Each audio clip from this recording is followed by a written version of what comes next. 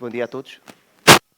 Vamos começar com uma palavra de oração, pedindo que o Senhor possa estar connosco neste momento em que nós vamos começar este tempo de estudo da Sua Palavra. Oremos então. Senhor nosso Deus, mais uma vez aqui estamos, reunidos para juntos te podermos adorar. Obrigado pelas atividades que Tu já nos permitiste ter este fim de semana, desde ontem, Senhor, com atividades relacionadas com obras de restauração do edifício, o tempo de convívio, os ensaios hoje de manhã, Senhor, a preparação dos professores das lições que serão ministradas e agora, Senhor, o tempo de verdadeiro estudo. Te pedimos que possas estar connosco neste tempo, que possamos aprender verdadeiramente a Tua Palavra, naquilo que é essencial, Senhor, que possamos compreender verdadeiramente, naqueles pontos de discussão, Senhor, devido às nossas limitações. Tem misericórdia de nós, Pai, mas que não haja dissensões nem divergências entre nós dentro daquilo que é a nossa relação de irmandade. Se é com cada um dos presentes, assim como daqueles que também ainda vão chegar, que possam juntar-se a nós e juntos todos te podermos adorar como um corpo, como um grupo de filhos teus e irmãos entre si. Em nome do Senhor Jesus Cristo. Amém. Meus irmãos, nós vamos iniciar um ciclo de estudos dedicado ao livro de Gênesis. A ideia é aprendermos um pouco sobre aquilo que é a criação. O livro de Gênesis significa isso mesmo, o início de todas as coisas que o Senhor criou. E depois, como os irmãos já conhecem, vamos continuar o livro, o que significa que vamos começar a estudar o início do povo de Israel, porque o livro de Gênesis começa com a criação do mundo e depois vai passando por vários outros temas. Hoje, como é a primeira lição, faremos uma introdução.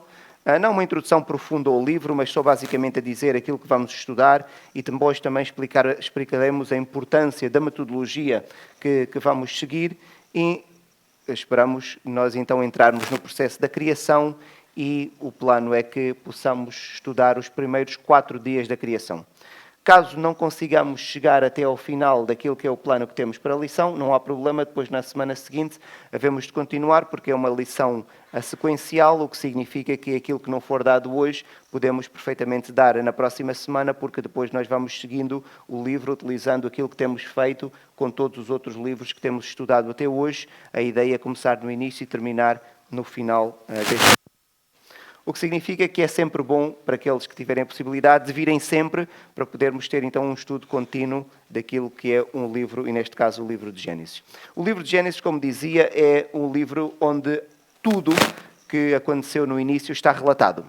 Não temos outro relato, não há um livro paralelo. Existem certos livros da Bíblia, como por exemplo os livros de Reis e de Crónicas, em que nós temos a descrição paralela das mesmas histórias. Temos o caso dos Evangelhos, onde nós temos a descrição paralela das mesmas histórias, mas o livro de Gênesis não temos. O que significa que, então, se quisermos saber como é que tudo começou, como é que o Senhor Deus iniciou o processo de formação do universo, nós temos somente que ler Gênesis e não temos outra fonte onde podemos utilizar para nos guiarmos. Então, é um livro que fala sobre o início da criação, é isso que nós vamos começar a estudar. Fala do estado original do homem, que foi criado por Deus, perfeito, a imagem e semelhança de Deus, um ser perfeito, que tinha uma relação de proximidade e o homem falava face a face com Deus. No entanto, no mesmo livro de Gênesis também vai apresentar-nos aquilo que foi o problema da espécie humana, que é aquilo que nós em teologia chamamos de pecado, que é a morte espiritual do homem.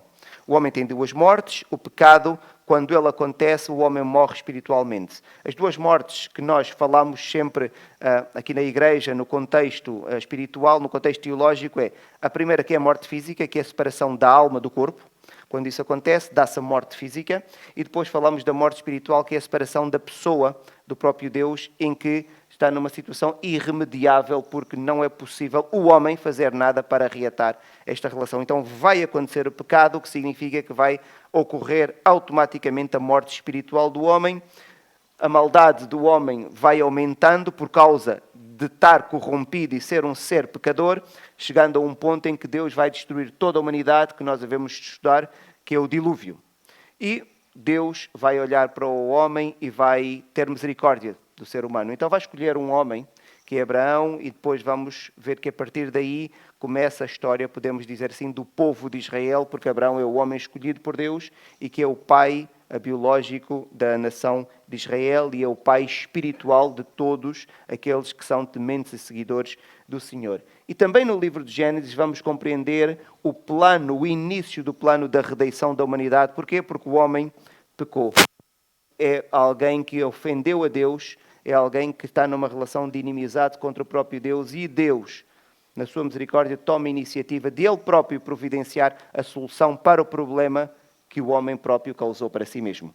E por isso, então, no livro de Gênesis, nós começamos a ver o início do plano da redenção da humanidade. Quando estudarmos Gênesis, e é uma coisa que nós devemos ter sempre em mente, a Bíblia foi escrita com um único propósito.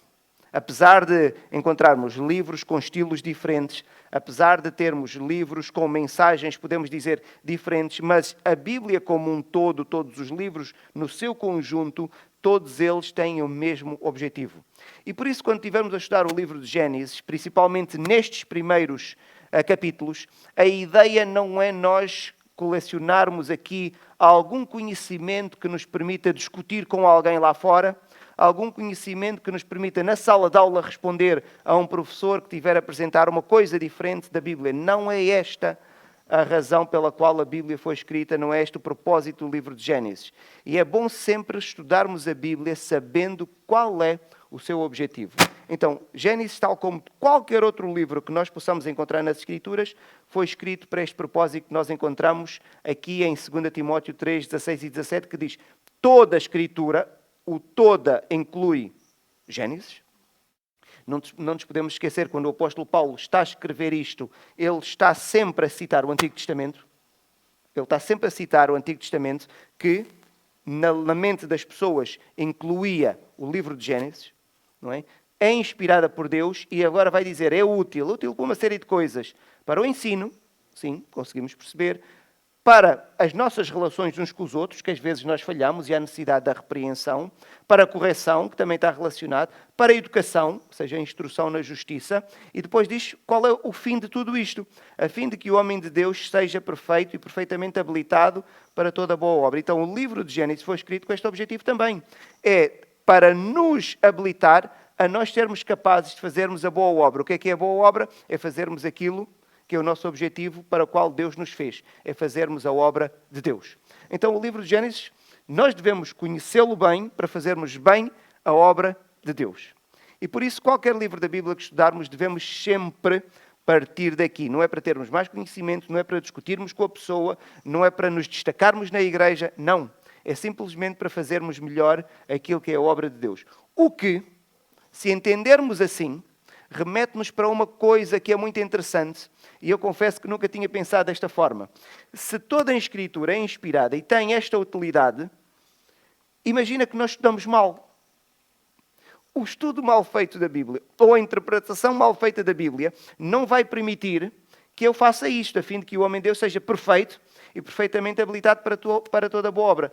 Isto remete para a necessidade de sermos rigorosos no estudo da palavra do Senhor e muito cuidadosos, porque uma interpretação errada vai nos impossibilitar de fazermos bem aquilo que é a nossa obra, que tem a ver com a obra do Senhor. E por isso, então, este é sempre um cuidado que nós devemos ter no estudo da Bíblia, porque a interpretação tem de ser sempre bem feita.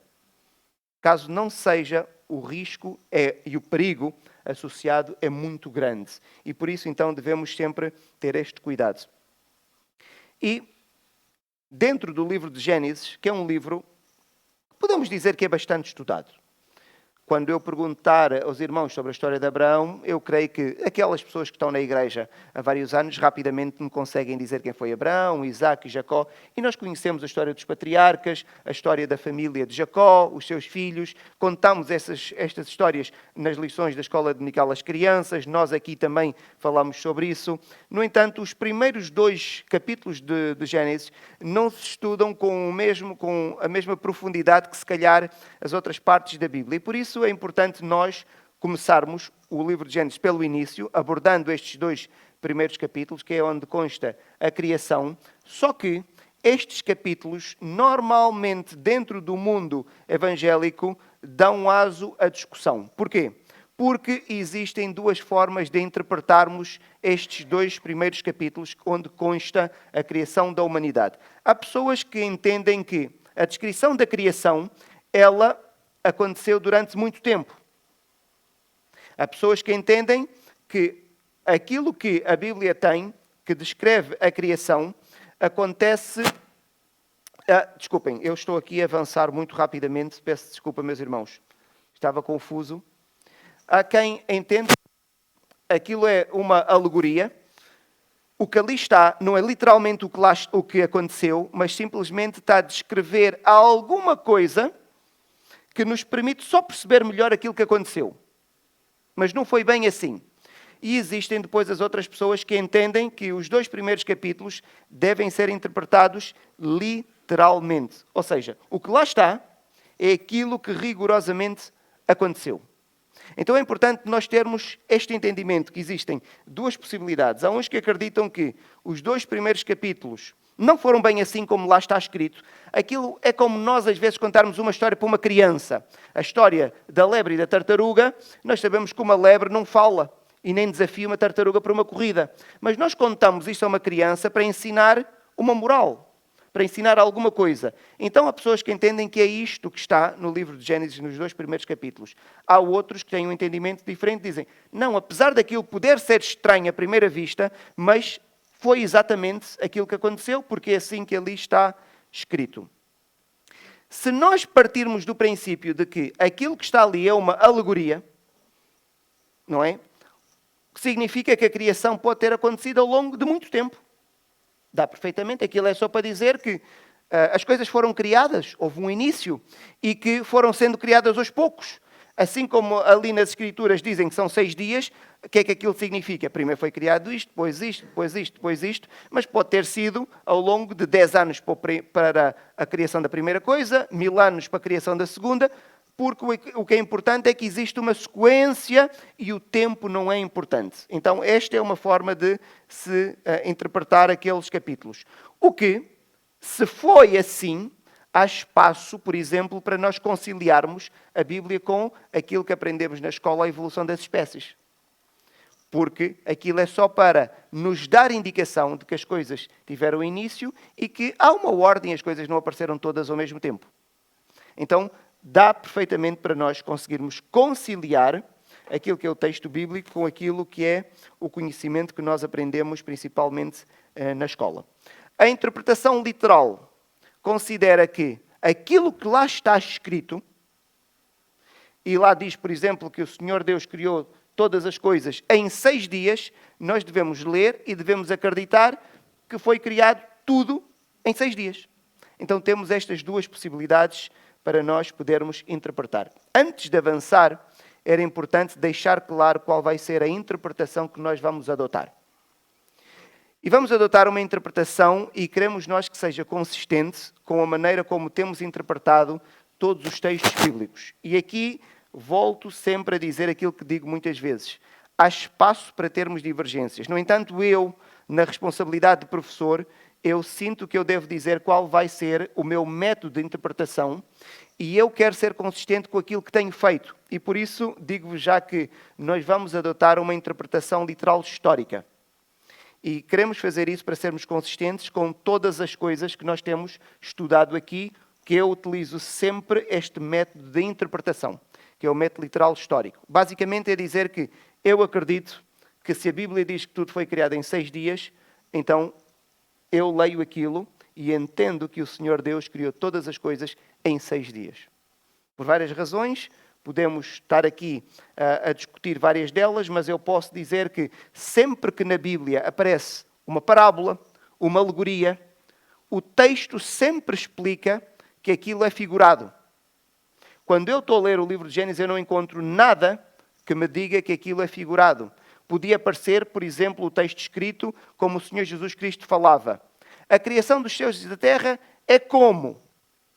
E depois começava a descrever. Não aparece isso. Aquilo é um discurso direto em que nós encontramos todo aquele estilo de escrita em toda a narrativa do livro de Gênesis. Então, se o livro de Gênesis diz que Deus escolheu um homem chamado Abraão e eu devo interpretar aquilo literalmente, que Deus escolheu uma pessoa que se chamava Abraão. Então eu também, quando leio que no princípio criou Deus os céus e a terra e fez uma série de coisas, e a Bíblia diz que foi o primeiro dia e fez outra série de coisas, e a Bíblia diz que é o segundo dia, eu também devo interpretar da mesma maneira. Devo ser consistente. E aqui permitam-me mais um pouco sobre a consistência na interpretação. E isto serve para esta lição e serve para o futuro. Sempre que os irmãos tiverem dúvidas sobre a minha interpretação, eu vou sempre utilizar o método literal histórico. Por exemplo, quando a Bíblia nos diz assim, pois todos pecaram e carecem da glória de Deus, eu vou entender aquilo que literalmente nós lemos do texto. O que é que os irmãos leem a partir deste texto? Todos pecaram. Se diz todos, é toda a humanidade. Quando eu leio a seguir que diz assim, isto é bom e aceitável diante de Deus, o qual deseja que todos os homens sejam salvos, eu vou interpretar da mesma maneira, porque esta palavra no original é igual a... E aqui se são todos os seres humanos, aqui eu vou interpretar da mesma maneira como todos os seres humanos. Estão a perceber? Porque passagens como esta, por exemplo, 1 Timóteo, por causa da visão teológica de algumas pessoas, interpretam qualquer coisa como isto é bom e aceitável diante de Deus, o qual deseja que todo tipo de homem seja salvo. Por exemplo, todo tipo de homem.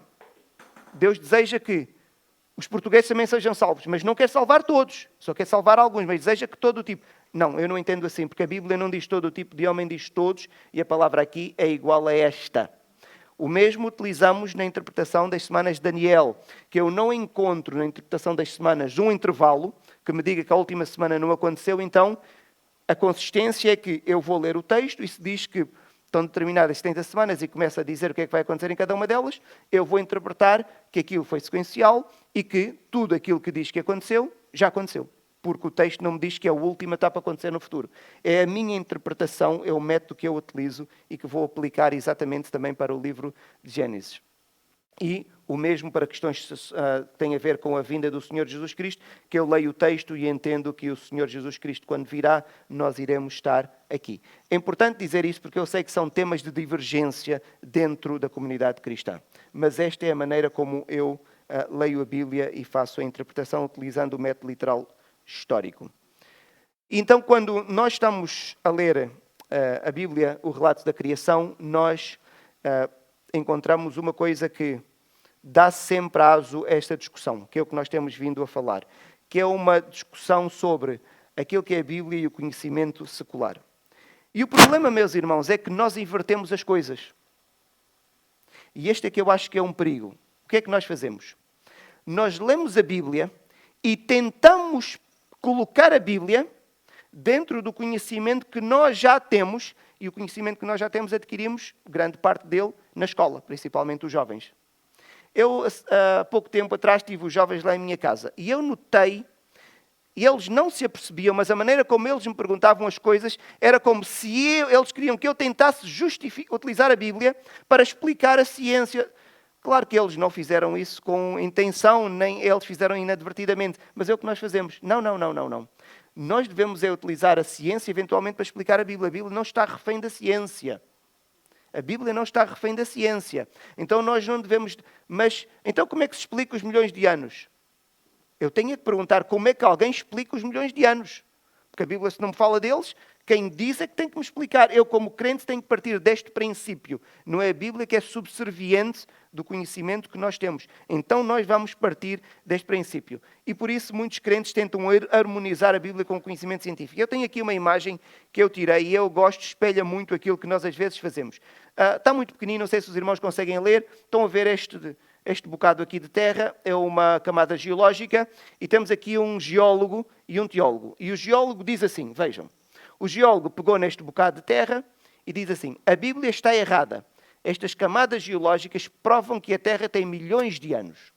E é exatamente isto que acontece. Agora o teólogo começa a refletir e diz assim, agora eu tenho que descobrir o modo de acomodar estes milhões de anos na Bíblia. É o que acontece agora. Os teólogos dizem, bem, mas disseram que tem milhões de anos. Agora eu tenho que ler a Bíblia e tenho que interpretar para dizer que aconteceram mesmo milhões de anos. Não, nós não vamos fazer isso. Nós vamos ler a Bíblia e nós vamos estudar a Bíblia. E se alguém diz que tem milhões de anos, é uma preocupação de quem diz. Não vai ser nossa. Nós só vamos dizer que tem milhões de anos com uma condição. Se a Bíblia disser que tem milhões de anos. Se a Bíblia não disser, nós não vamos dizer aquilo que a Bíblia não disse. Ricardo?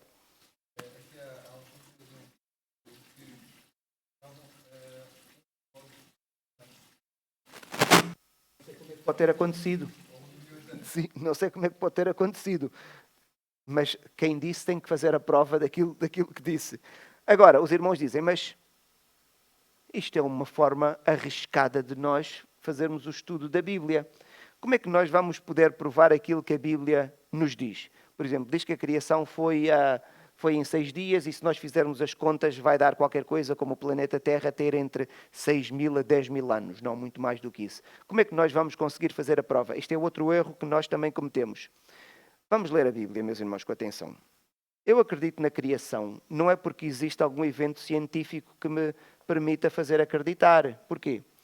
Só existe ciência quando eu consigo replicar aquilo que foi feito. Eu não consigo replicar o ato criativo de Deus. Então não posso fazer ciência com isso. Porque eu não posso fazer aquilo voltar a acontecer e nem posso voltar no tempo para ver aquilo acontecer. Então como é que nós podemos acreditar naquilo que a Bíblia diz? Se os irmãos não conseguem voltar no tempo para ver acontecer e nem conseguem, no laboratório, replicar, fazer experiências para aquilo acontecer. Só há uma forma, e a Bíblia diz-nos claramente. Nós devemos acreditar pela fé. E por isso, quando estivermos a estudar a Bíblia, meus irmãos, eu não vos vou dar aqui conhecimento científico para os irmãos agora poderem convencer alguém.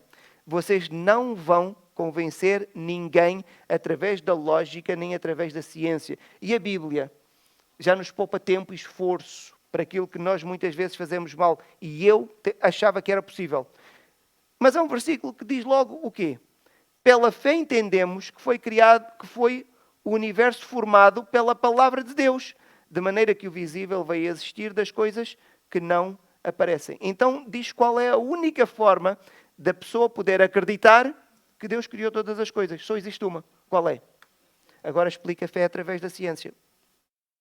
Vá para um laboratório e tenta agora fazer umas experiências para explicar a fé. Não dá. Então eu acredito porque a Bíblia me diz. E tenho fé, porque a Bíblia nunca errou e tudo o que me diz é verdade, porque é que havia de ser mentira neste aspecto em particular? Agora, e como é que eu vou convencer as outras pessoas? Não é para convencer. Se é pela fé, não é para convencer, é pela fé. E quando alguém quer discutir comigo, eu discuto, mas porquê é que acreditas? Tenho fé naquilo que a Bíblia diz. E eu, se não tiver, não há nada que eu possa fazer. Não vai ter. É só isso. Eventualmente um dia pode vir a ter e pode vir a acreditar. Por isso, quando os irmãos entrarem nesta discussão com outras pessoas, prepare-se que a probabilidade de perder é quase 100%. Só uma possibilidade da outra pessoa concordar consigo. Qual é? Tendo fé. Por isso, a probabilidade de perder é quase 100%. Não vamos entrar nesta discussão. Não se esqueçam, o conhecimento sobre aquilo que nós vamos estudar não é para nós discutirmos, é simplesmente para fazermos melhor a obra do Senhor. Este é o objetivo. Sendo assim, depois desta grande introdução, eu creio que estamos em condições de iniciar então o estudo do livro de Gênesis e vamos começar pelo princípio. E a Bíblia começa exatamente por aqui, pelo princípio. E o texto começa logo com uma afirmação e nós vamos ler dos versículos 1 até o versículo 5. E o texto começa logo no princípio. Aqui no princípio, é no princípio em que todas as coisas foram criadas, porque Deus não pode ter princípio. Então Deus já existia antes do princípio da criação de qualquer coisa. E a Bíblia também diz isso, que Deus sempre existiu, por isso não é no princípio da existência de Deus. É só para alguém depois não interpretar mal aquilo que ali está. Diz assim, no princípio criou Deus os céus e a terra. A terra, porém, estava sem forma e vazia. Havia trevas sobre a face do abismo. E o Espírito de Deus pairava sobre as águas. É como se fosse, imaginem, Deus de repente fez aparecer o espaço e Deus fez aparecer a terra. Ok. E a melhor maneira, se calhar, de pensarmos, imaginem uma bola d'água a flutuar na imensidão do espaço sideral. E agora os irmãos, e as estrelas? Não havia estrelas nenhumas. Então imaginem só o espaço sideral e havia uma bola d'água ali a flutuar. Pronto. Disse Deus, haja luz, e houve luz. Então Deus olhou para aquela bola que ele criou e ele agora disse, haja luz. E a luz foi criada. E viu Deus que a luz era boa e fez separação entre a luz e as trevas. E chamou Deus a luz dia e as trevas noite. Houve tarde e manhã o primeiro dia. Então Deus agora vai criar a luz. Aqui Deus não diz que criou nenhum para produzir luz, mas criou a luz. É só para nós não entrarmos aqui depois na discussão. Nós temos objetos que produzem luz. Temos esta coisa que produz luz. Temos o sol que produz luz. Mas a luz existe sem sol. Porque se a luz só existisse com sol, este objeto não dava luz. Então a luz não é uma coisa que só o sol tem. Então Deus criou aquilo que é a luz. Ainda que não houvesse alguns objetos que nós hoje conhecemos que produzem luz, como estes que nós temos em casa, ou como, por exemplo, as estrelas. Então Deus criou a luz e fez separação entre luz e trevas. A luz tem uma particularidade interessante, é sempre que ela está presente, as trevas não podem estar, dissipam-se. Então Deus criou agora aqui este conceito também. Então a Bíblia, se repararem, ela começa partindo do princípio que Deus sempre existiu, porque diz assim, no princípio criou quem? Deus. Então, se Deus criou no princípio, então Deus já existia antes do princípio.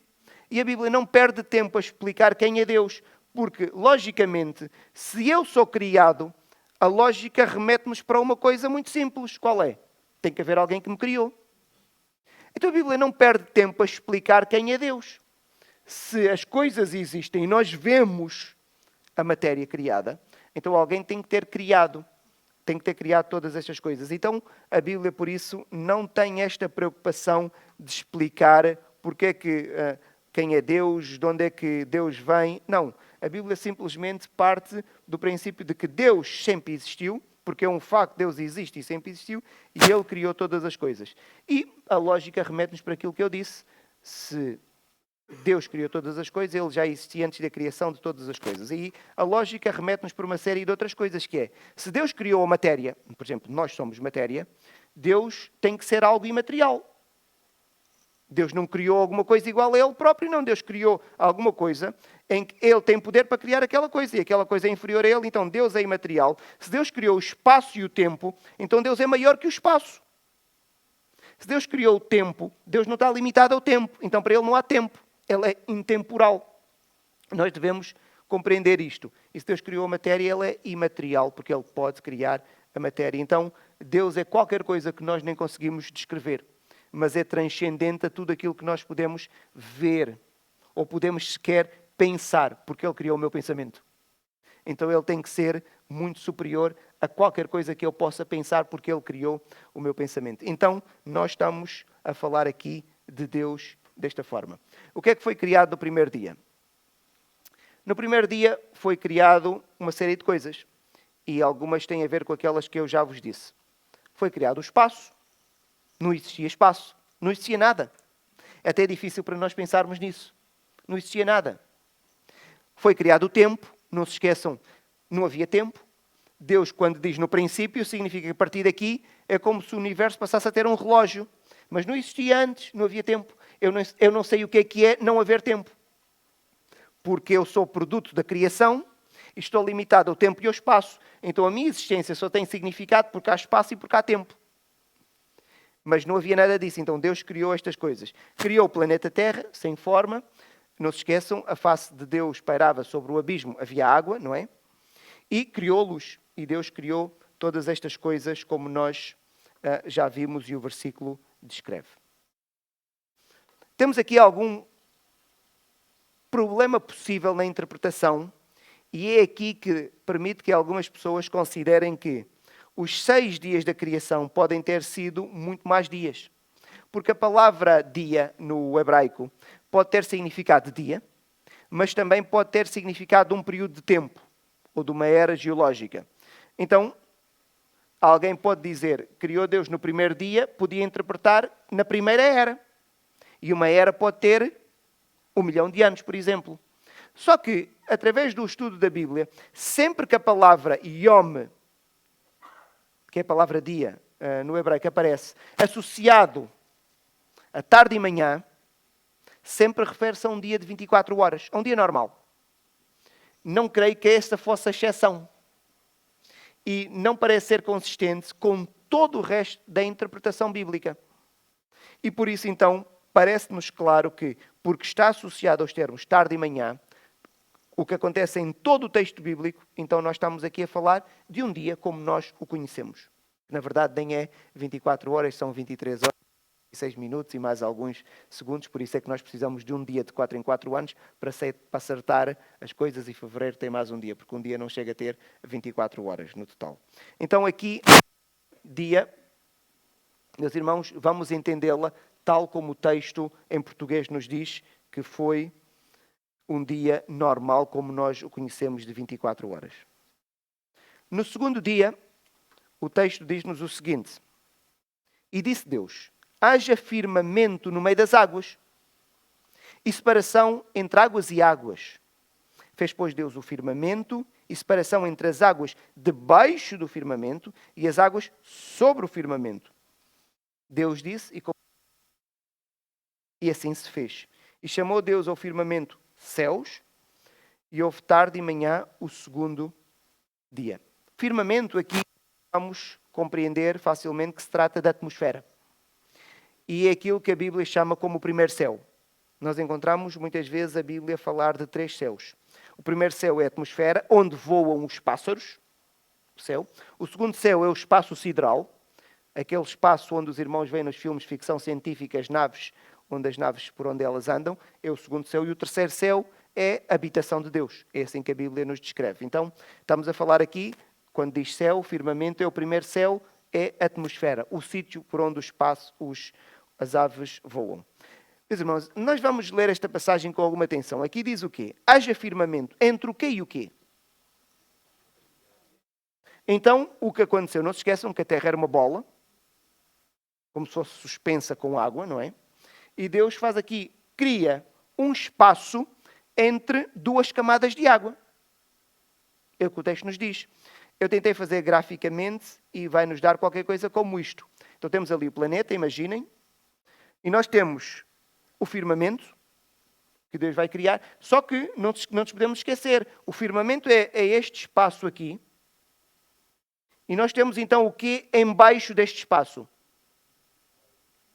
Temos água. A água debaixo do firmamento. E o que é que nós temos acima deste espaço? Também temos água. Agora, os irmãos, são as nuvens. Só se fosse uma camada de nuvens que cobrisse o planeta inteiro. Podia ser. Mas não me parece. Não parece que tenha sido uma camada de nuvens. Parece, então, que havia, em algum momento da história, entre a atmosfera, tínhamos água em baixo. Água em baixo é fácil explicarmos. Os oceanos, não é? Mas tínhamos uma camada de água sobre o firmamento.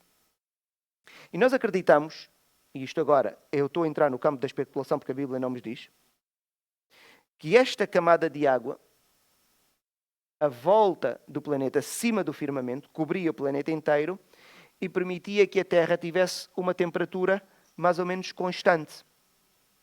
Não nos podemos esquecer que, antes do pecado, não havia roupas. Adão e Eva andavam nus. Significa que a Terra tinha que ter uma temperatura que fosse a temperatura de conforto humano. A temperatura de conforto humano anda a andar por volta dos 22, 23 graus. Ainda com oscilasse um bocadinho, mas não podia ter uma variação térmica muito grande, porque senão como é que Adão e Eva se iam tapar?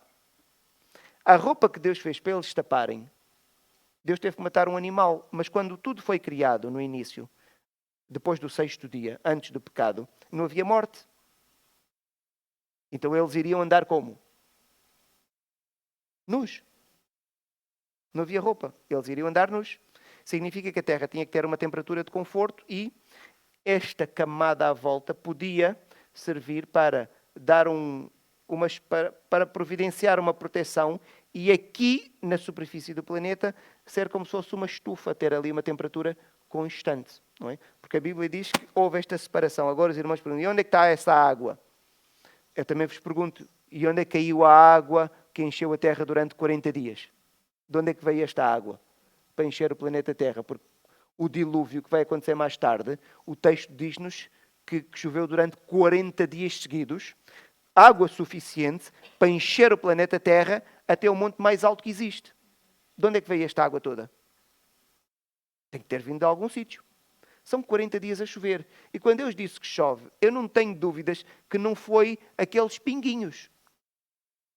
Porque se lerem o relato do dilúvio, aquilo caiu água com abundância durante 40 dias seguidos. Ininterruptamente. Que encheu o planeta. Aquela água tem que ter vindo de algum sítio. E a Bíblia diz que caiu de cima e também as fontes do abismo se abriram. Veio água de baixo, porque temos lençóis freáticos, e aquilo foi como se fossem vulcões de água, a expelir água e a água cair de cima. Porque foi a primeira vez que a Bíblia nos descreve que houve chuva. Então Deus vai criar o firmamento, vai criar a atmosfera. E, meus irmãos, basicamente foi isto que aconteceu no segundo dia. No terceiro dia, Deus vai criar a matéria sólida.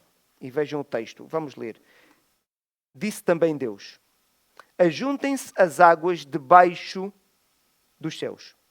Estão a ver que as águas estavam a cobrir o planeta. E apareça, não existia. E apareça, não existia.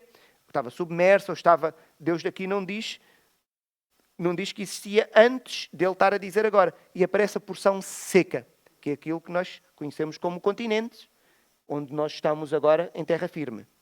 E viu Deus que isso era bom. E disse: produz a terra a porção seca, que Deus agora fez, não é? Relva, ervas, e deem sementes e árvores, que deem fruto segundo a sua espécie, cuja semente esteja nela. E assim se fez. A terra, pois, produziu relva, ervas, e davam sementes segundo a sua espécie, e árvores que davam fruto, cuja semente estava nele, conforme a sua espécie. E viu Deus que isso era bom. Houve tarde e manhã, o terceiro dia.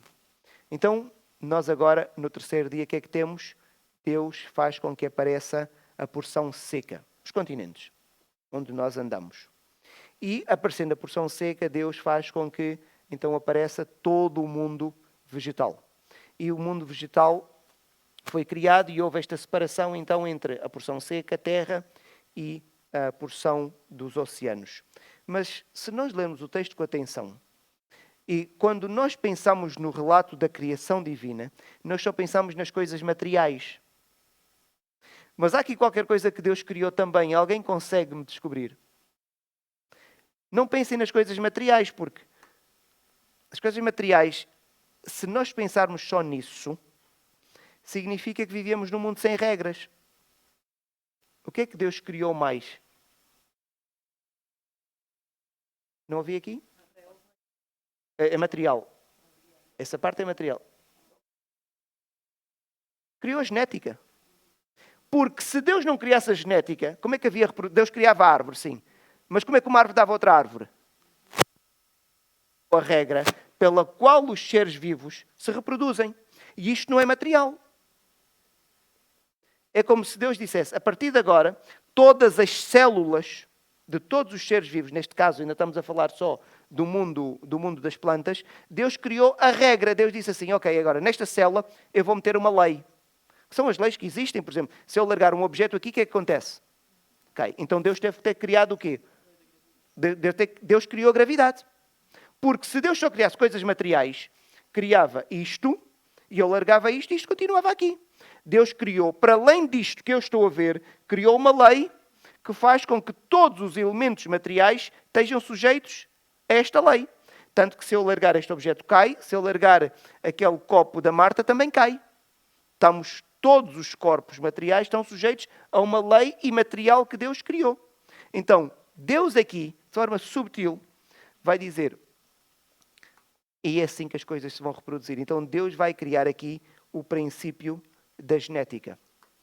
E Deus, ao criar o princípio da genética, Deus vai já encerrar aqui uma coisa que nos andam a tentar enganar. Vejam como é que funciona o princípio da genética. Alguém pode descrever-me como é que funciona? Uma maçã, a semente da maçã, que árvore vai dar? Macieira. Uma semente de uma uva vai dar o quê? Pensei que esta ia dizer uma oveira. Não. Okay. Vai dar uma videira. O princípio está criado. Não há evolução nenhuma. Não há evolução nenhuma de acordo com as Escrituras. Até porque alguém podia dizer, não, mas pode ter havido evolução para as coisas melhorarem. Não. Não podia. Qual foi a avaliação que Deus fez daquilo que Ele criou? Deus avaliou. Deus fez e Ele fez uma avaliação. Qual foi a avaliação de Deus? Então era bom, mas ainda precisa de evoluir para melhorar? Isto era ofensivo contra o próprio Criador. Não pode ter havido evolução. Não pode. E agora os irmãos dizem, e quando os objetos vivos sofrem mutações? Nós sabemos. Se os irmãos forem ver com rigor, todas as mutações que ocorrem, a consequência é uma de duas. Ou é neutra, ou seja, não beneficia o corpo, mas também não faz mal. Ou é prejudicial. Uma mutação muito conhecida dos irmãos é o cancro. Agora os irmãos dizem, é que uma célula que sofre uma mutação e passa a ser cancerígena, fica uma célula muito potente. Porquê? Aquela célula não quer morrer. As células que existem, as células vivas, têm um programa de autodestruição. A célula multiplica-se e dá uma nova. E esta nova é como se tivesse um relógio lá dentro.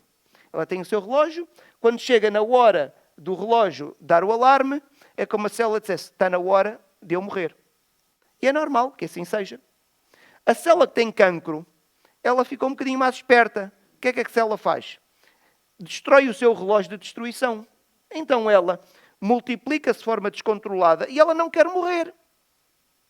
Mas qual é a consequência para o organismo humano? É prejudicial. Então, Deus fez e Deus avaliou. E Deus, seu Criador, e avaliou e disse que o que fez era bom. Haver uma evolução seria ele dizer, oh Deus, mas ainda pode ser melhor. Como é que alguém vai dizer isso a Deus? Isto é ofensivo. Então, os descrentes podem dizer o que querem agora. Um crente aceitar que houve uma melhoria, porque a evolução implica, na maior parte dos casos, uma melhoria dentro daquilo que é o conhecimento teórico, é ofensivo contra o próprio Deus. Porque Deus fez e viu e avaliou. E Deus criou o princípio da reprodução e o princípio daquilo que nós conhecemos como a genética. Por isso, de um cão e de uma cadela, sempre vai dar um cão. De tal maneira, meus irmãos, vamos ser honestos, que quando dá uma coisa um bocado diferente, nós chamamos que é uma aberração. Nem nós queremos ver o produto disto. E por isso, então, a Bíblia, pela fé, porque só pela fé podemos acreditar, eu acredito que não houve evolução de espécies nenhumas. Pela razão lógica de que Deus criou as coisas materiais, criou a lei da reprodução das coisas materiais e Deus avaliou e disse assim, o que eu fiz está bom. O que eu fiz está bom. E agora, no quarto dia. No quarto dia foi criado o sol, foi criada a lua e foram criadas as estrelas. E diz assim, disse também Deus, haja luzeiros no firmamento dos céus, para fazerem separação entre o dia e a noite, e sejam eles para sinais, para estações, para dias e para anos. Estão a ver? Então, eles, para além da luz, têm uma série de outras coisas para as quais eles são úteis. Estão a ver? Sinais, orientação, dias, contagem do tempo. Para dias e anos tem a ver também com contagem do tempo. E sejam para luzeiros no firmamento dos céus, para lumiar a terra. E assim se fez. Fez Deus os dois grandes luzeiros, o maior para governar o dia e o menor para governar a noite. E fez também as estrelas. E os colocou no firmamento dos céus, no segundo céu, para alumiarem a terra, para governarem o dia e a noite e fazerem separação entre a luz e as trevas. E viu Deus que isso era bom. Houve tarde e manhã o dia quarto. Este dia gera sempre controvérsia. E provavelmente os jovens já estão a pensar. Então, mas Deus fez as plantas no terceiro dia e só fez o sol que dá luz no quarto dia. Meus irmãos, a razão mais fácil de vermos que isto não é problema nenhum, Deus acabou no terceiro dia as plantas. As plantas não morrem se ficarem um dia sem luz. Por isso, eu não sei porque é que as pessoas às vezes implicam, mas como é que Deus inverteu? Não. Deus fez num dia, Deus já tinha criado a luz. Imaginem que o próprio Deus irradiava luz, era suficiente. Mas mesmo que não houvesse luz nenhuma a irradiar as plantas, garanto-vos que se as plantas ficarem uma noite sem luz, não morrem. E por isso não há conflito aqui nenhum. Deus fez as plantas num dia e no outro dia fez aquilo que as plantas precisam para poderem estar vivas. É só isso. Não vamos entrar agora numa explicação que vamos dificultar. Eu acredito pela fé que no terceiro dia Deus fez as plantas e acredito que no quarto dia Deus fez o sol. Se a Bíblia me dissesse que no 20º dia Deus fez o sol, ia dizer, oh Deus, mas como é que uma planta viveu 17 dias? Sabemos que não é normal agora. É de um dia para o outro. Então, garanto-vos que hoje, quando escurecer, as plantas que os irmãos estão a ver aqui, no dia seguinte de manhã, elas vão estar aqui. Elas ficam um bocado sem luz, elas não morrem. É só para não arranjarmos forçosamente uma explicação científica, não é necessário.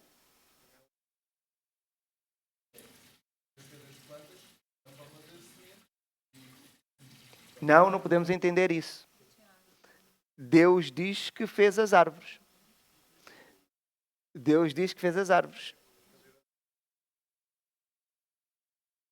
Significa que Deus fez as árvores. Eu vou utilizar o método literal.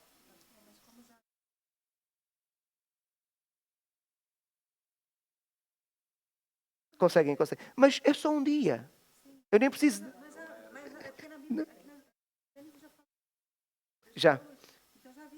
Já, mas mesmo que aquela luz não tivesse a funcionar, é só um dia, não há problema nenhum. É só para nós não entrarmos na dificuldade e tentarmos arranjar uma explicação. É só um dia. É só isso. Eu acredito que aquela luz funcionava, mas Ricardo, não. Porque quando Deus cria o Éden, Deus cria no 6º dia. E já havia árvores. Já havia as árvores e os animais também. Por isso, eu percebo o que estás a dizer, mas não sementes, não. Quer dizer, Deus criou também as sementes, mas criou as sementes já dentro das árvores. Porque Adão já tinha as árvores todas criadas quando ele foi criado, no 6º dia. Então, Deus vai criar aquilo que é a fonte de luz principal e a fonte de energia, que é o Sol.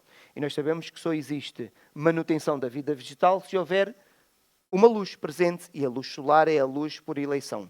E também sabemos a importância da Lua por causa da questão da noite, como forma também de orientação que nós temos. Mas eu queria explorar um pouco mais, meus irmãos. Vamos imaginar que Deus não tinha criado a Lua. Vamos imaginar, Deus não tinha criado a Lua. Criava só o Sol. Criava o Sol, temos esta fonte de luz, mas não criava a Lua. O máximo que podia acontecer na nossa cabeça era só dizer que de noite ficava mais escuro. É como se fosse sempre lua nova. Não é? Muito bem. Mas se Deus não criasse a Lua, nós tínhamos um problema. Porquê? Deus criou no terceiro dia, lembram-se o que é que Ele fez? O que é que o Senhor Deus criou? A terra e separou dos oceanos e criou depois a vegetação. Não é? Os oceanos, se a água estivesse parada, o que é que acontecia? A água precisa estar em movimento. Porque experimente ter uma piscina. Para aquelas pessoas que querem fazer uma piscina em casa, experimente ter uma piscina com água parada, para ver o que é que vai acontecer. Aquela água nós dizemos que estraga. Então precisa de haver um movimento cíclico. Por isso é que nós criamos os motores. A água é a mesma. Atenção. Só adicionamos um bocadinho porque evapora, mas a água é a mesma. Mas criamos um sistema artificial parecido com aquilo que Deus fez. Que é metermos a água em movimento constante. E ainda assim, porque aquilo é um ecossistema fechado, metemos alguns produtos químicos para que a água possa ser preservada durante muito mais tempo. Mas Deus agora vai fazer o quê? Temos esse sistema e Deus agora cria a Lua. A Lua que vai gravitar à volta da Terra. E o que é que a Lua vai fazer? A Lua, ao gravitar à volta da Terra, Deus criou as leis, como a lei da atração universal entre os corpos. Os corpos sentem-se atraídos. Por isso é que os planetas não saem da posição onde estão. Porque há forças entre os planetas, forças que nós não vemos, mas são leis que Deus criou. Então, o que vai fazer com que a Lua faz com que a água dos oceanos esteja em movimento constante. Os irmãos já perceberam, não sei se já se questionaram, porquê é que há marés? Não é? O que é que faz a água subir de um lado? Porquê é que a água sobe? Alguém anda a dar bomba para meter mais água numa determinada praia para a água ficar mais alta? Não. Se a Lua tiver, imagina que este é o planeta Terra, se a Lua estiver aqui, não se esqueçam que há aquilo chamado força de atração universal entre os corpos. A Lua e a Terra são atraídas uma pela outra. Então o que é que acontece com a água que está na Terra? A água, como é líquida, então a água tende a vir para este lado, onde está a Lua. Estão a perceber? Se a Lua andar para aqui, a água vai como se estivesse a acompanhar a Lua. E é isso que faz com que hajam marés. E a água E a água dos oceanos vai sempre estando em movimento. Por exemplo, há dia estava a ver, há uma onda no rio Amazonas. E para quem gosta de surf, aquela é uma onda que os surfistas gostam muito porque é uma onda que pode demorar quilómetros. E aquilo é provocado pela Lua, então é como se fosse uma onda constante ao longo de quilómetros. Então alguém está a surfar mais de 20 minutos seguidos na mesma onda. Então imaginem, isto é o sonho de qualquer pessoa que gosta de surf. E ao longo de 2, 3, 4 quilómetros. E isto acontece por causa, precisamente, da posição da Lua. Da posição da Lua. Então Deus vai criar a forma da água não estragar. Da água se manter e haver condições para a vida marinha. Deus vai criar a vida marinha em breve. Não se esqueçam. Então, nós estamos no 4º dia e Deus está agora a criar todas as condições para que a vida possa ser suportada. Temos outra coisa, não se esqueçam. Deus criou uma série de corpos celestes. Os cometas e os meteoritos. E eles são necessários. Deus criou a Lua. Se os irmãos já viram uma imagem da Lua, vão ver que a Lua está cheia de buracos. Por que a Lua está cheia daqueles buraquinhos? São meteoros que batem na Lua e vão provocando aqueles buracos na Lua. A Lua é um escudo que protege o planeta Terra. Porque os corpos celestes, os meteoros principalmente, que estão para vir bater na Terra, são atraídos pela Lua e o que é que acontece? Batem na Lua. E Deus criou uma série de outros planetas, por exemplo, como Júpiter e Saturno, que são planetas muito grandes no Sistema Solar, precisamente também para proteger o planeta Terra, porque grande parte dos meteoritos estão ali à volta daqueles planetas, porque aqueles planetas são muito grandes e atraem estes corpos. Se tirássemos, por exemplo, Júpiter do Sistema Solar, era um problema para todos os outros planetas, era destruição total. Era destruição total. Então estão a ver, Deus cria as coisas bem feitas. E da Lua queria falar da questão das marés, que tem a ver com a importância da água em movimento dos oceanos. Estabiliza o eixo de rotação da Terra, porque agora a Terra não sai descontrolada porque tem uma força que a controla, que a balança, tem a Lua, protege do impacto dos meteoritos e também é importante para os ritmos biológicos. Por exemplo, qualquer agricultor sabe que as plantações têm uma relação muito direta com os ciclos lunares. Então Deus vai criar aqui todas as condições para que a vida possa acontecer da melhor maneira, ou como, por exemplo, o ciclo de reprodução dos animais e as migrações que também dependem da própria Lua. E o Sol, sabemos qual é a sua importância, não é? É a principal fonte de energia, calor do planeta. É importante para que as plantas possam fazer a fotossíntese, que é aquele processo que acontece em que as plantas depois vão transformar o dióxido de carbono em oxigênio de uma forma simples dizendo. Sabemos que isso é importante para os seres vivos que precisam do oxigênio para a respiração. O Sol permite o ciclo da água. A água precisa de movimento por causa da Lua, mas também o ciclo. Os irmãos sabem que a água que está ali a cair é a mesma que os nossos avós e bisavós beberam. A água da Terra é exatamente a mesma. E está num ciclo contínuo. E o Sol permite isso. Sem Sol não havia o ciclo da água, não é? Permite tudo isso e também o Sol tem uma ação medicinal. Não se esqueçam, a exposição ao Sol é importante para uma série de coisas. Aquilo que mais se fala é a vitamina D. Neste caso, os irmãos estão a ter uma exposição indireta, mas se estivessem lá fora, estariam a ter uma exposição direta. E depois também sabemos que o Sol é importante para controlar o relógio biológico. Estamos quase a acabar, meus irmãos. Só que eu gostava de acabar com uma imagem. Porquê? Quando Deus criou no princípio, a Bíblia diz que Deus criou o quê? Os céus e a terra.